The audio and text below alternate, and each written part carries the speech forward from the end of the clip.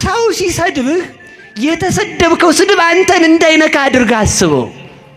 ሰው ሲመርቅህም ላንተ ክብር እንደማይጨምርልህ አስብ። ለዚህ እኮ ነው አንድ አባት አህያ አላቸው፣ ኧረ በጣም ይቅር በለኝ የአህያ ያህል ክብር የለኝም አሉ። ምክንያቱም አህያ የተጫነችውን በክብር የምታደርስ ናት። እኔ ግን የእግዚአብሔርን ሕግ በልቼ የጨረስኩኝ ከአህያ አንሳለሁ እንጂ እንጨት አላቸው። እንዴ እንጨት እኮ በገባበት እሳት ውስጥ ነዶ እዚያው የሚቀር ነው። እኔ ለተሰጠችኝ ሃይማኖት እንኳን በሰማዕትነት ያልሞትኩ እንዴት እንጨት ትለኛለህ? አንተ ዝም ብለህ ከብት አላቸው። ከብት እኮ ጌታውን ያወቀ ግርግም ላይ ተገይቶ ትንፋሹን የገበረ ነው። አንተ ድንጋይ አላቸው። ውይ ድንጋይ ቤተ መቅደስ የሚሰራበት አሉት። አሁን ሰው የሚሰድባችሁን እኮ ማሳጣት ትችላለህ። በጣም የምንናደደው እኛ ምን ስለሆነ መስሏችሁ ነው?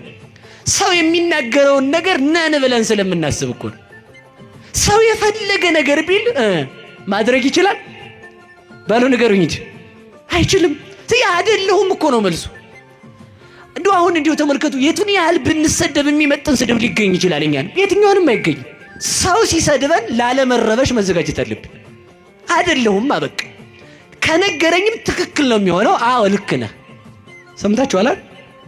እስኪ በሉ አዎ ልክ ነህ በሉ፣ ነገረኛ በሉ እንጂ የሚያናድዳችሁን ስድብ እስኪ አምጡት። ትልቁን ነገረኛ፣ አዎ ልክ ነህ።